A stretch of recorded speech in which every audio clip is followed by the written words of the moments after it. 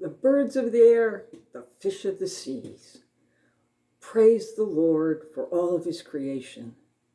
When we see creation, what we see is an act of God's goodness and love for us. God created everything out of nothing. And we can't even think about what nothing is. Nothing is an idea. Nothing is a concept. And that's a created thing. So to grasp our minds around the idea of nothingness is beyond our comprehension, because God is uncreated. So to understand this God who is uncreated is beyond our ability to even comprehend. But this God who didn't need us created us. He created us because he wanted to give us something to love back in return to him who is all love, infinite goodness. He created us to know him and to love him and to serve him. He created everything that is, whether it be the birds of the air, the fish of the sea, whether it be all the animals and plants. He created it out of love. And what is love? Love is other. God so wanted to give himself to everything. That's why it came into being. And he only asks one thing in return. He asks that we just love him in return. Love is a gift. Love has no strings attached to it. Love is unconditional and unrestrained.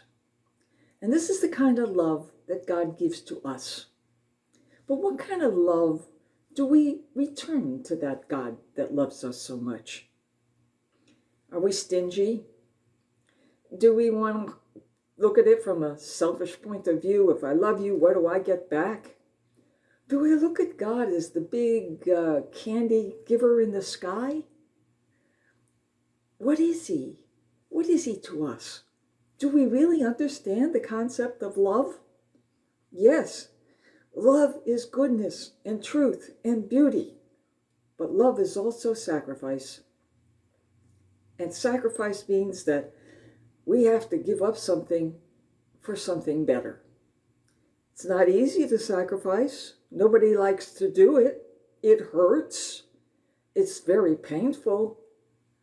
But what it does is it says that something is more important than we are. And love demands sacrifice. Love demands sacrifice sometimes of the most ultimate sacrifice of our life. And that doesn't necessarily mean we have to give up our physical life. It means it has to give up things in our life that we might enjoy for the better good. And we have to be willing to do that if we want to give back God the love that he gives to us. Love must be free. It's not something that can be forced. Love is not something that we have to do. Love is a choice. God chose to give us love, and we can choose to give him back that love or not. When God created everything, he created it because it was a free gift. God created everything with a plan. And the plan for us was to return to him the love that he gave to us. And in this relationship of love, we grow and develop, and we become more like him. And what is it like to be like God? God is all love. God is all goodness. God is all beauty. God is all truth. God is all mercy. God is all forgiving. God is all transparency. God is it all. He is the complete package of everything we could ever want, ever need. And so that's what he wants for us. And that's why he created us. And the question is, will we fulfill the idea that God had for us of giving him back the love that he gave to us?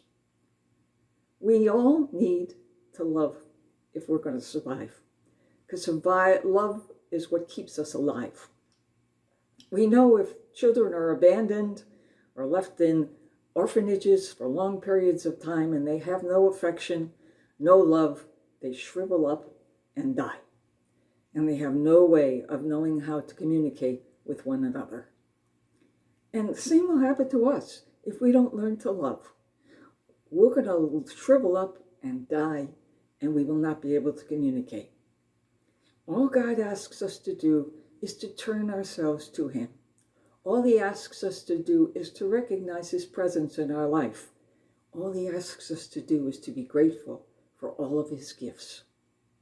So when you see creation, look at that as the ultimate gift of love from God.